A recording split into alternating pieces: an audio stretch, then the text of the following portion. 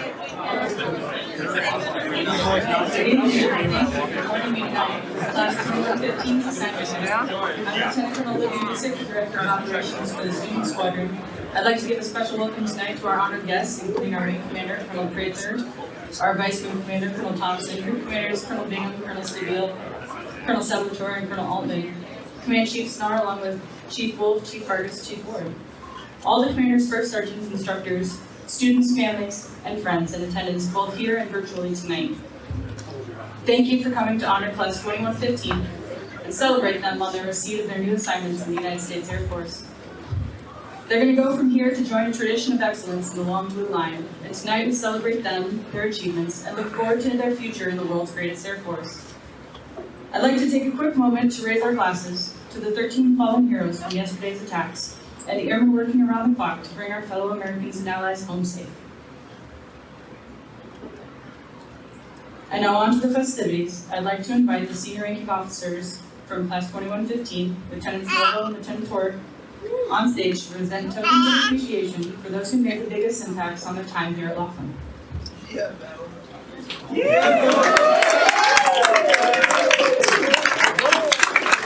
That as well, Novo. I've got a clap.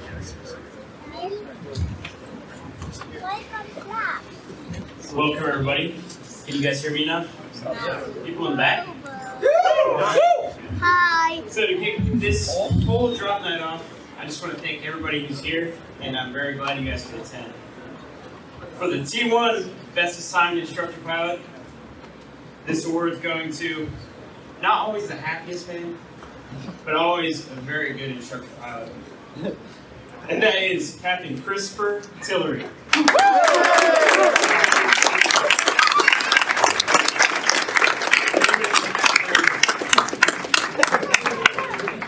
Rare smile. Never seen that before.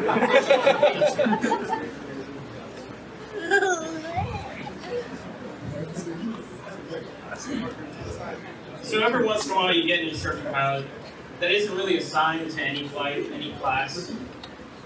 But you know whenever they're there in the flight room, they're really trying to help out as much as they can. They're super busy doing other stuff. Usually, you know, in 03, 04, they're just busting their asses out there. Excuse my language. But this award goes to Major Christopher Thompson. Woo!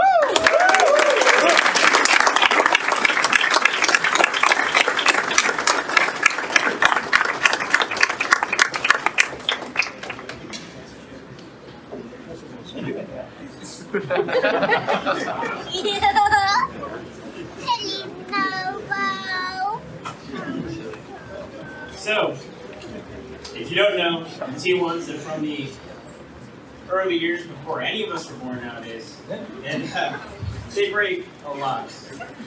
Whether it be a clean or duck fill, that doesn't mean anything to you guys who don't fly, but to us, it really means nothing as well. This goes to Mr. Primitivo Ciudad.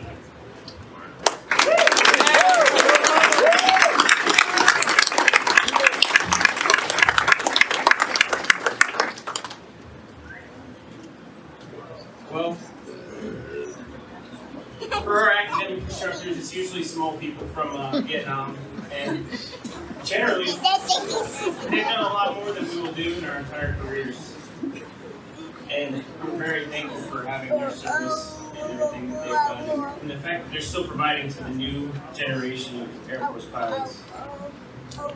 For the T1 Best Academic Instructor, the award goes to Mr. Ron Dancy.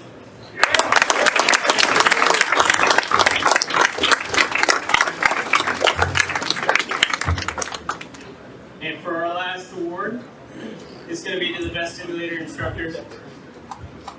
Great guy, better instructor in the simulator. He knows much more about the T1 than a lot of people I know.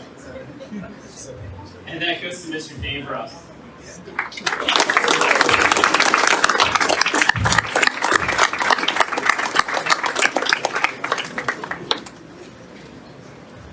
Good evening. For the T-38's, the award to the Best Academic Instructor record goes from the guy who taught us everything from day one with the systems. That's Mr. Edward Crawford.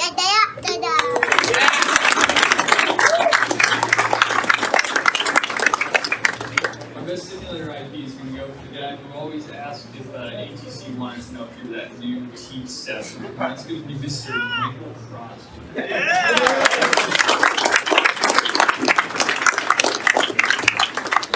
T38 Talon, best communicator, is going to go to the guy who always made you smile whenever you got out for the jet. And always plugged into a G suit as well. That's Mr. Eduardo Teddy Hernandez.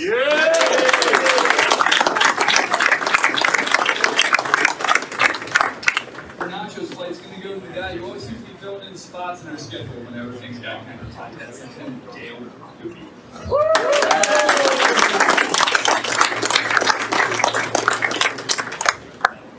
And for our best assigned IP, it's the guy who pushes you through your breaking point and then just kept pushing more. It's Captain Colton A. Fuchsia.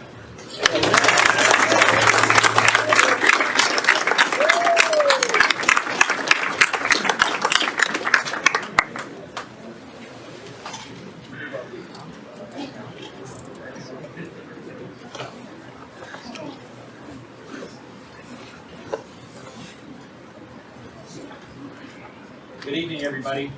Please rise to honor our Heritage nominee for the evening. Captain Joseph A. Personette was born on January 24th, 1946 in Pasadena, California. He graduated from the United States Air Force Academy in the class of 1969. He completed undergraduate pilot training at Randolph Air Force Base and flew the CT-29 out of Osan, Korea, before training in the OV-10 Bronco. As a Bronco pilot and forward air controller, he was assigned to the 6498 Air Base in Da Nang and served as an air operations officer for the 1131st Special Activities Squadron. On the night of September 16th to 17th, 1972, Captain Personette, along with Captain Richard Poling, responded to an urgent request for support from a 120-man detachment of South Vietnamese soldiers and their U.S. Army advisors at Mu Duc. The position was under heavy assault from an estimated 2,000 North Vietnamese regulars and had already been forced to withdraw from key fighting positions, one of which contained a 105mm howitzer that was now being used in conjunction with mortars and rockets to shell the remaining defensive positions. Captain Personette expended all ordnance aboard his OV-10 Bronco in a number of passes through withering enemy fire in order to provide the defenders vital time to reorganize a cohesive defense. He then returned to base to rearm, refuel, and coordinate for additional assets. Upon returning to Mu Duc, Captain Personette operated as a forward air controller, directing Vietnamese artillery and U.S. naval gunfire against the enemy. As dawn broke, Navy A-7s, A-7s checked on the station and were tasked by Captains Personette and Poling. As the assault continued, North Vietnamese soldiers breached the final defensive perimeter and advanced too close to friendly lines to be prosecuted by fast-moving aircraft. The two pilots made successive passes against the enemy forces, sustaining hits on their aircraft with each run-in, blunting the assault until their aircraft could not take any more damage. As the rudders and right engine were shot out, both pilots ejected into a rice paddy where they came under heavy enemy fire. Both men were extracted 90 minutes later after an Army helicopter was shot down in the first attempted rescue. Captain Personette's actions that night were credited with holding the base at Mu Duc against a determined, numerically superior enemy through 54 hours of close quarters fighting. He was awarded the Air Force Cross for Valor. To Captain Joseph Personette. Here, here. Here.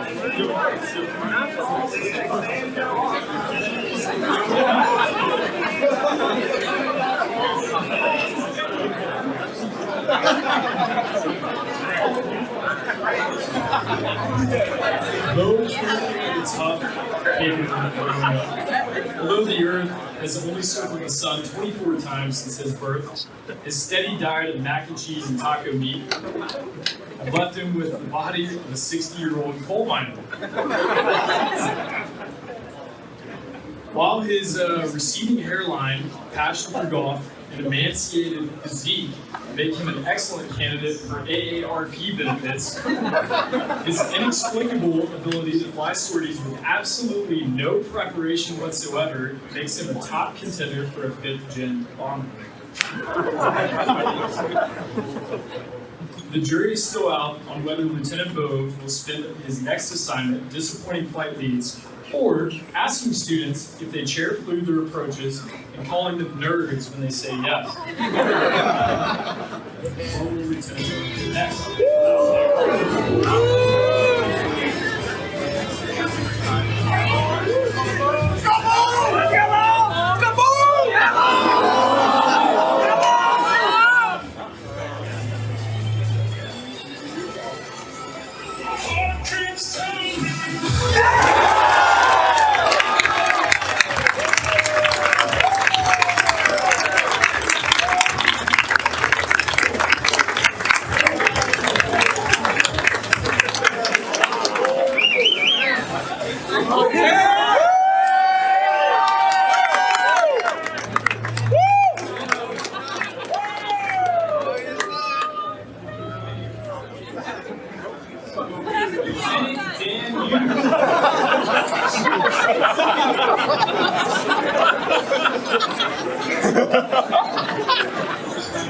Oh my God.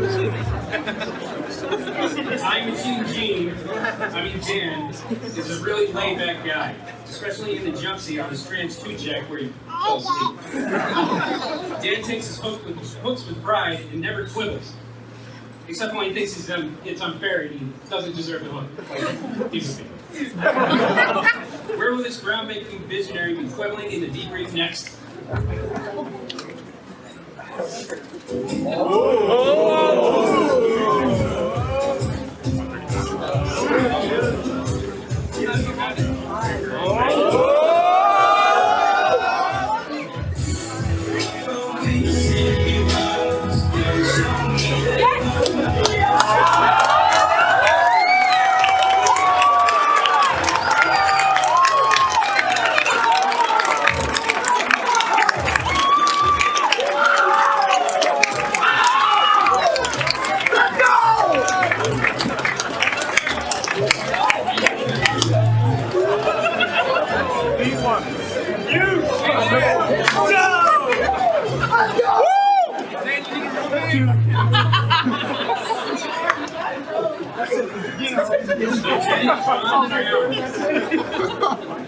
John Cal is stress-induced cardiac arrest personified. He is the only student to ever deplete the O-Box reservoir on the T6 because he wanted to go turbo.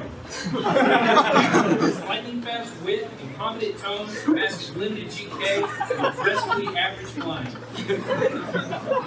It's no surprise his parents are still asking if he's a doctor yet, but he falls home to celebrate. He starts every day with 3 energy drinks, 2 ibuprofen, and 1 brain cell demonstrating his low average tendencies. Where with his ice skating, low height, kamikaze be slamming 5-hour energies right by the green mix.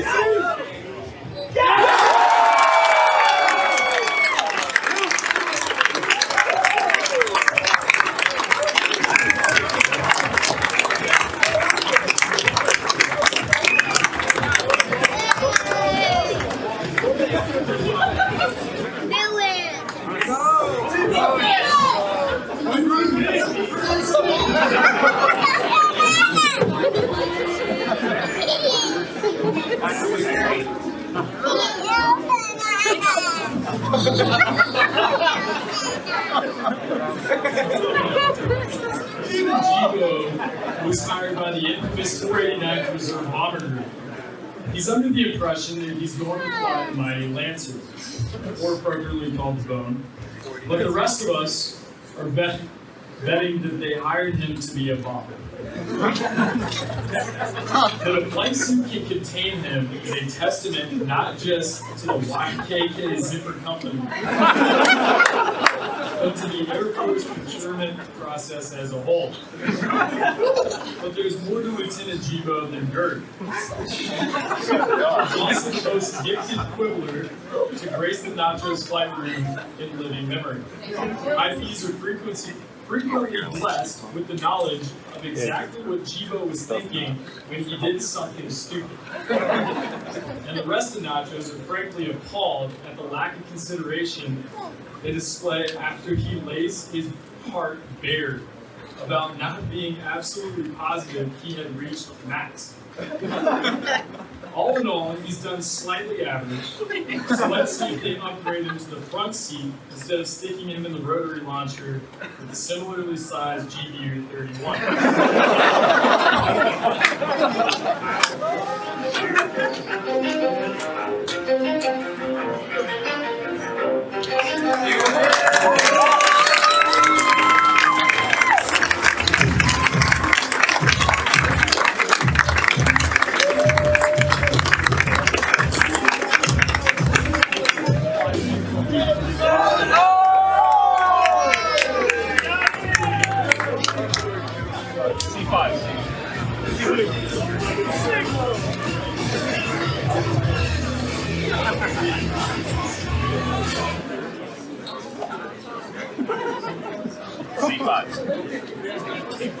Lieutenant Danny Coffin Shyvine.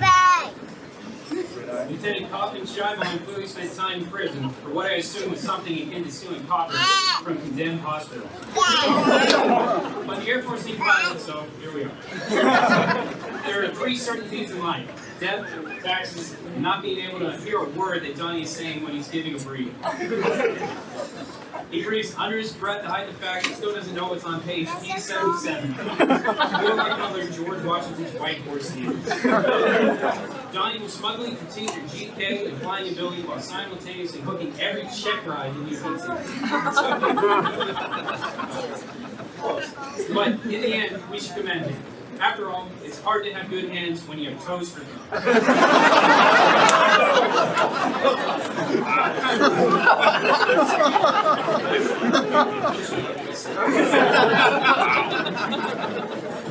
Where will this computer hobby, cat monster, self-proclaimed expert on all things Japanese be wasting taxpayer dollars in the accident?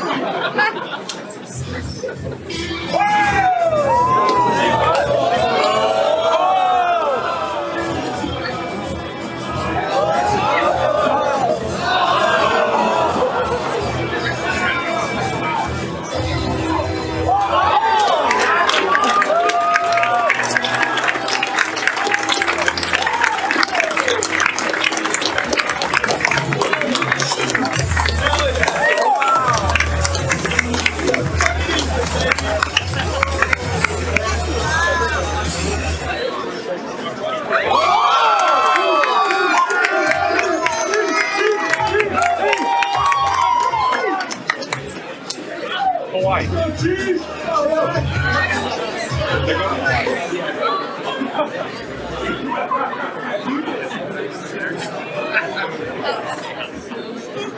Alright, so finish Josh Engelberg.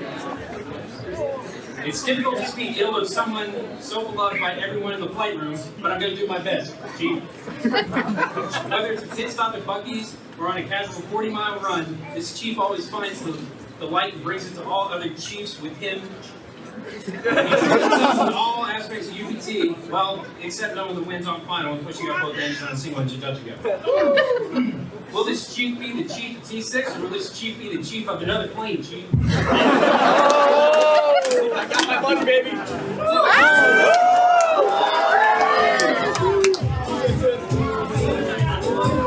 My money, baby. My money, baby.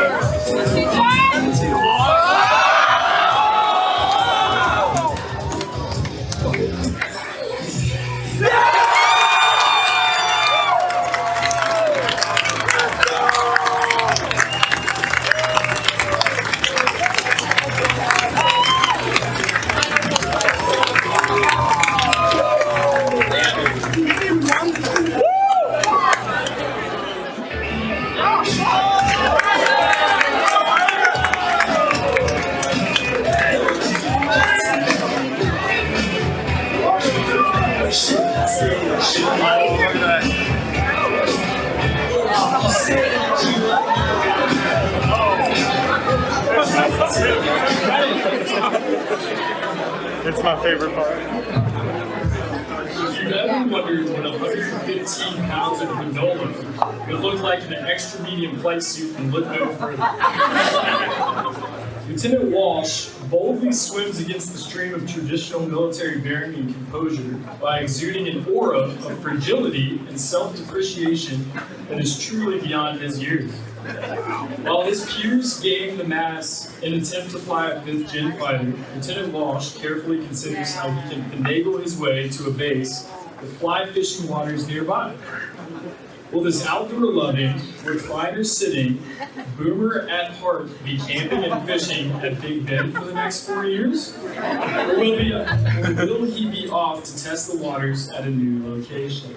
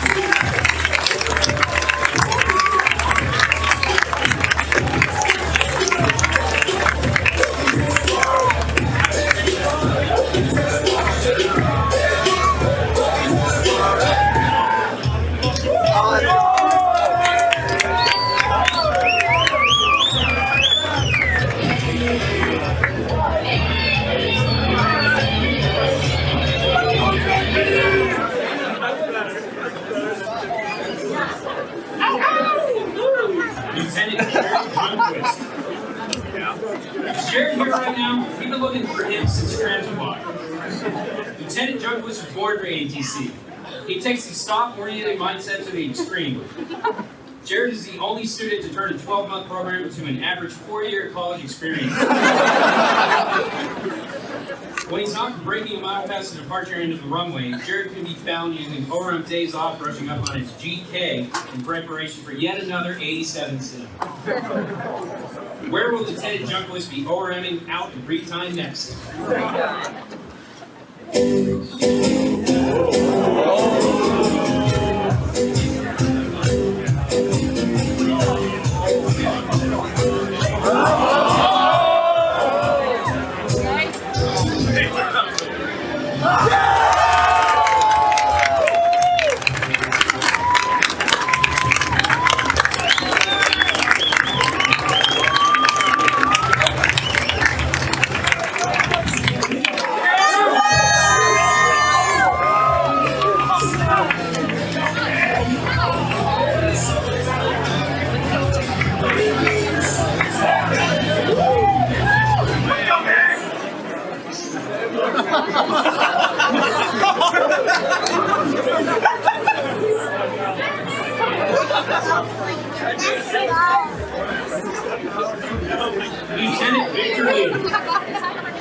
Victor Lee, also known to absolutely no one, is Slick Vic. I have trouble remembering the alternate requirements, but after one conversation with him, I never forget that he worked at Best Buy, he has a boat, he has a truck, and he has a Traeger grill.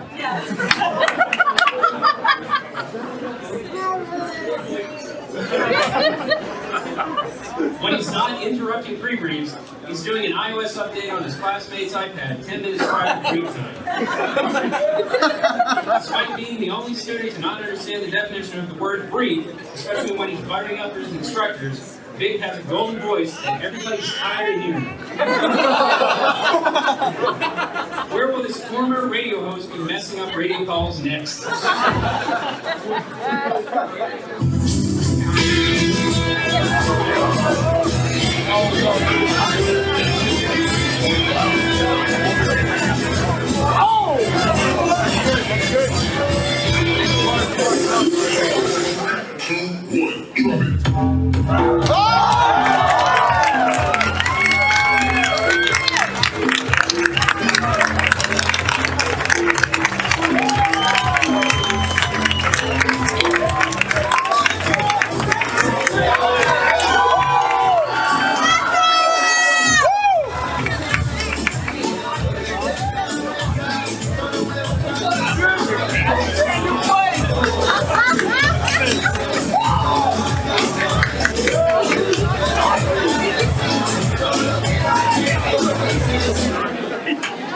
Man, I'm not even going to hold the script. You just like putting your patches on. And we go about our day. We just start drinking. I'm a liar.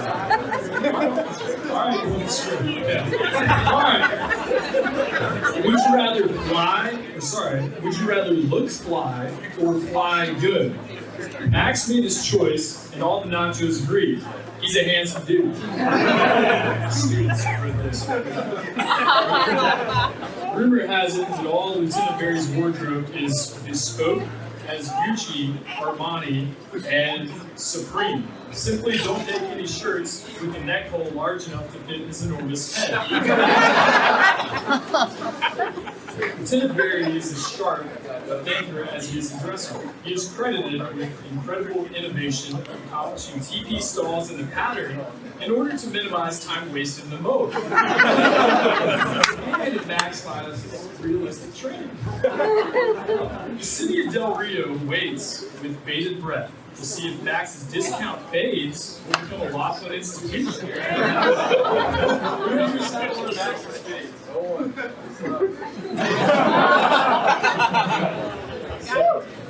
Alright.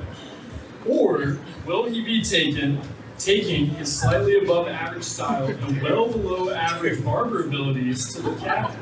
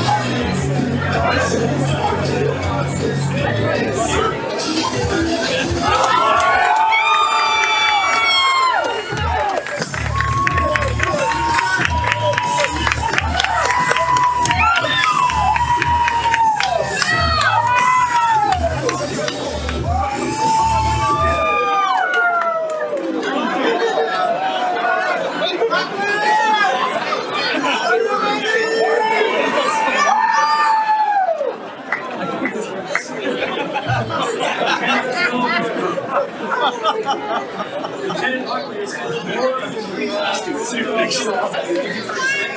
Del Rio, he does study for anything close to GK. Come here, buddy. You're right, dude. Yeah! A surprisingly decent flying ability and feverish charm to win the hearts of T6 Nation.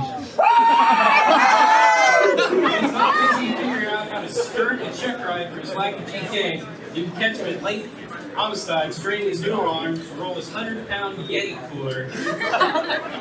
His mustard colored unit behind him.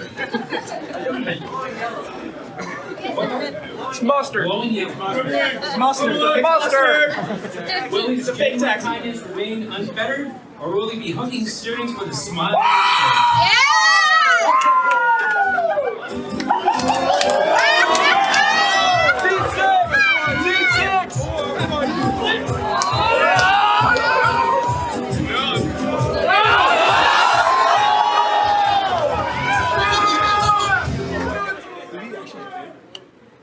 He did.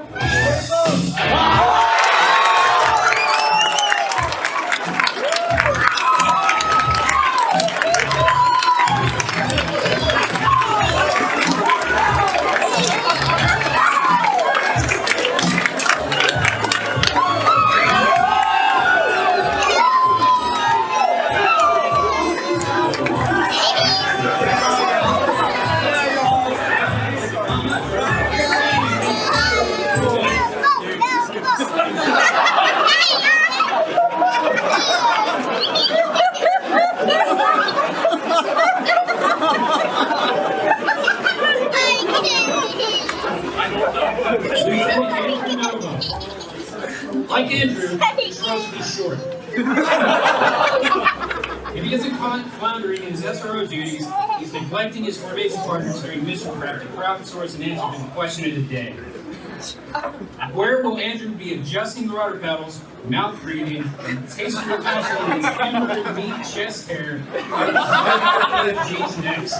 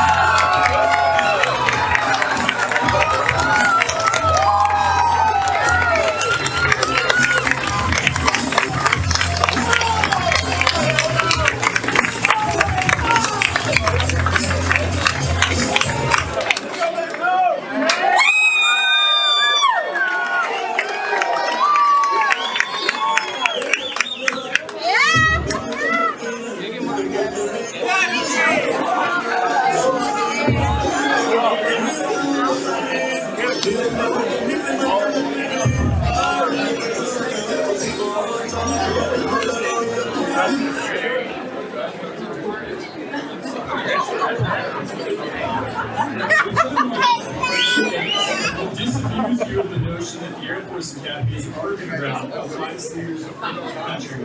Faster than Major Goring will hook you up a check ride for over secret brief time.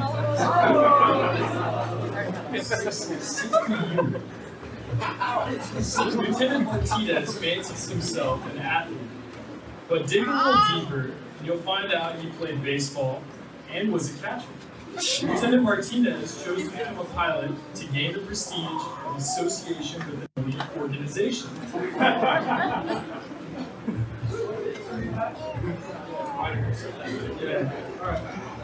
Lieutenant Martinez might join the proud ranks of the Laughlin base with totally legitimate jump wings that absolutely represent a willingness to parachute into harm's way. He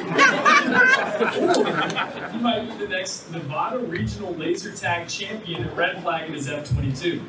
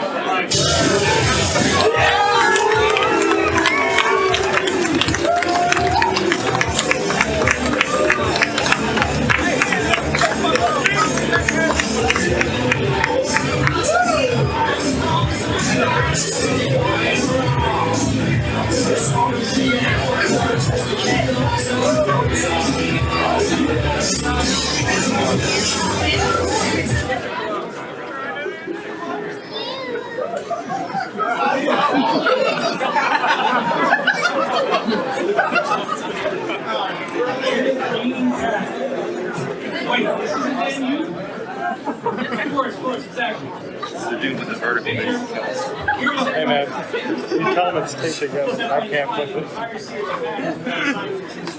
Send them a picture of it. It's taped together. Whole thing. He's always on time and ready to help. We tried that. We tried that. They called it. When John Gene isn't helping his classmate wildly incorrect soup head on the check ride, he's trying to enter a holding pattern.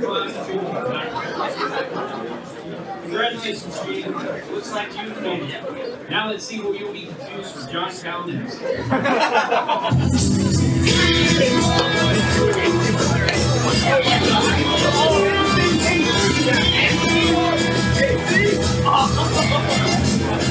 You're 28. You're 28.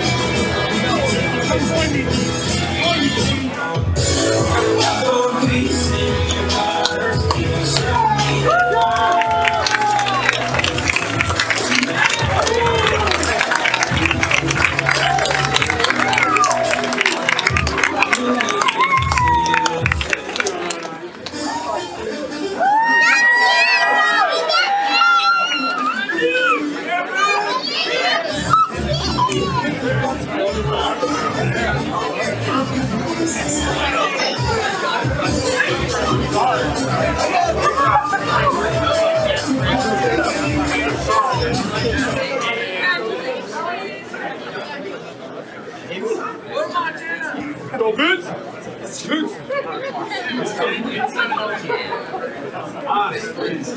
American Midwest best health ever. I guess. It's a true product of the rural education system. He's not bragging about his 3 kids named Hunter, Remington, and Daisy. He's silently admiring his vast collection of animal carcasses that would make John Wayne Gacy blush. His GK is slightly below average. That's not from a lack of trying. He just has a hard time understanding the most words. You can rely on Vince for anything, as long as it doesn't involve sitting duty dog or cooking his steak anything other than well done. Where will this country kindergarten teacher turned aviator be hunting from the skies next?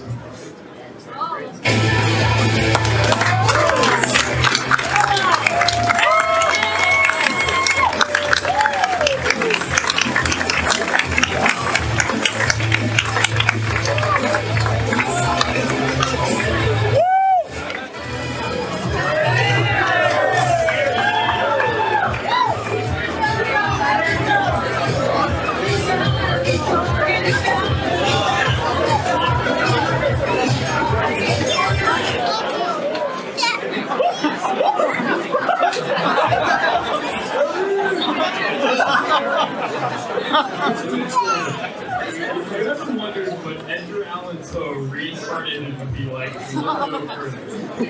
His mastery of the English language and his ability to poetically relay backhanded compliments and roasts makes you wonder if the Marines finally started making troops use the crayons instead of eating them. Lieutenant Torvik has embodied the SRO position and avoided fraternization amongst his inferior classmates, since none of us have ever seen him outside of the flight room, where he's frequently given fireside chats about the hard days in the Marines.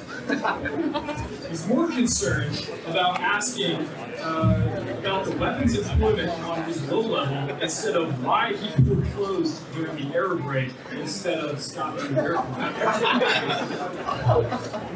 However, if Lieutenant Torvik's grasp of the T-38 was truly as good as his grasp of the English language, then maybe he would have been accepted into the F-35 squadron, and his totally real girlfriend was accepted.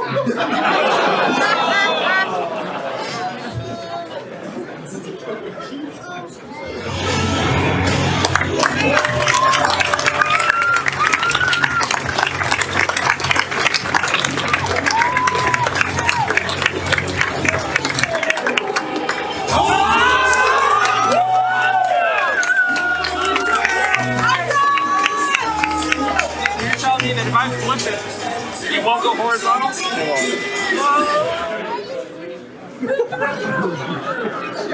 What's up, boys?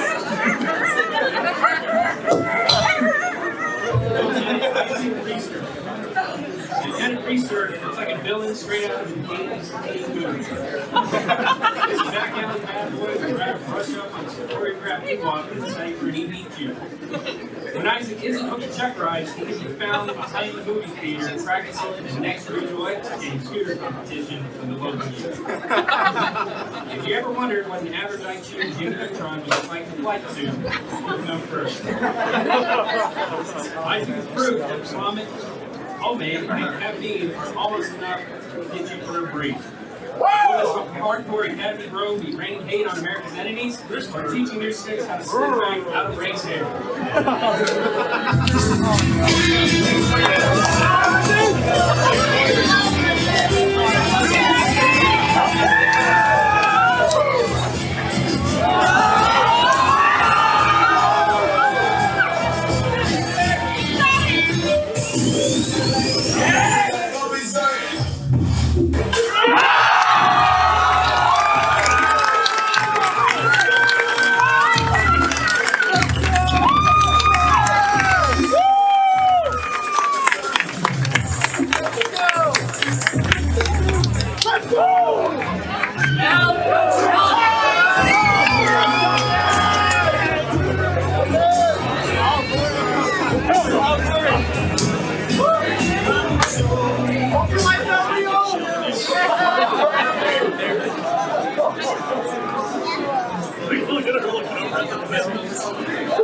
UT Austin.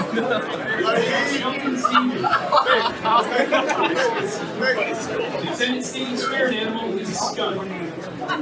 Not because he works at skunk works, as you find out in the first 5 minutes of talking with him, but because this 25-year-old is aging like drinking from the wrong cup in the Indiana Jones.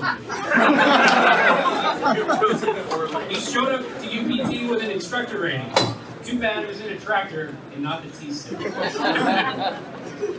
When he's not waking up in a cold sweat over his buck currency, he's been seen helping IP study before use of events, and depending on his flight mates to run jumps for him. Will this 3,000-hour tractor instructor be flying around the world and making study guides for the math? Or will this silver fox spend the next 4 years slowly watching the rest of hair turn gray?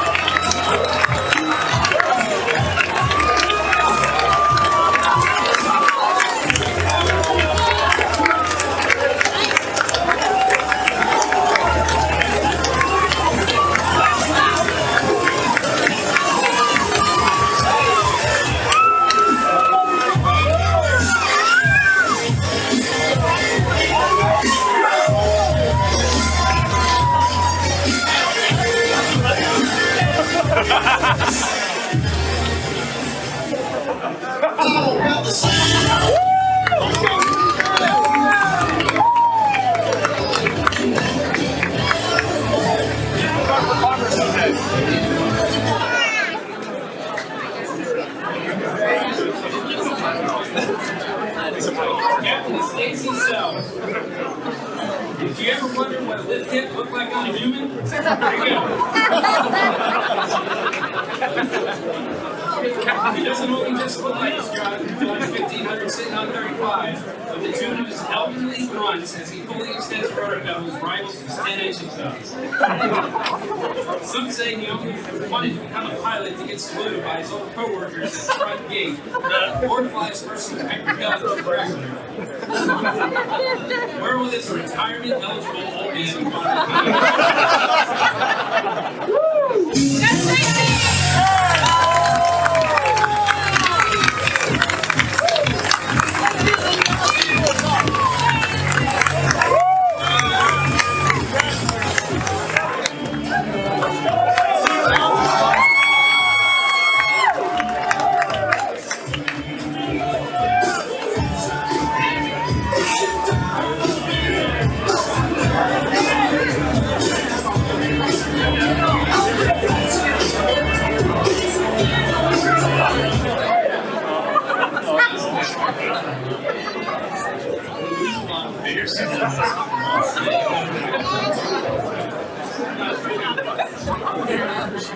Lieutenant Rivera possesses the nervous energy of a miniature schnauzer in a South Del Rio dog football. When this gentle giant isn't frantically preparing for his flights, he can be found in the Nacho's flight room debating the merits of deliberately hooking a two-check and making off-the-wall comments that leave Ted Bundy blushing.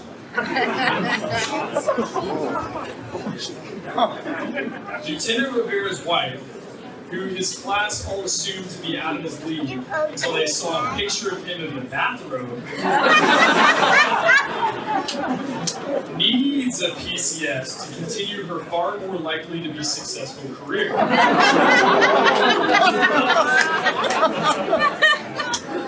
So the question remains, will he be complaining about his backseater in his next aircraft? Or will he be complaining from the back seat about taking another barrier with the student?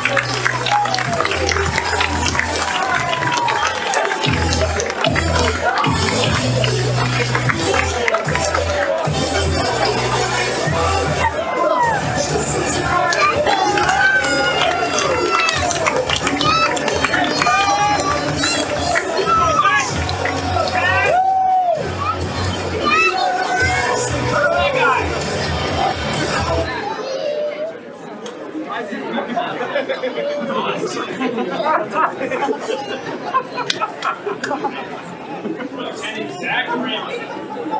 Contrary to the testimony of those who know Lieutenant Ramey well, he always has a positive attitude. Even during the debrief, when his IP tells him there wasn't a single item he did not set that flight. Sorry, old man, your miraculous fountain of youthful books won't save you here. He can be found showing off his extensive B1 knowledge to his instructors. Too bad he didn't have the same level of GK on the team. On a real note, Lieutenant Rambulo is one hell of a precision pilot. Except for when he flies his IPs, VMC into Mexico and then blames it on the GPS. Zach's claim to fame in UPT is being the self-proclaimed resident popcorn snob while fumigating the entire building 90 degrees. The only thing he hates more than bad porn is the thought of flying ILS 137 for 4 or more years. Where with his always smiling, popcorn burning, human comb over, he rambling on about the B1.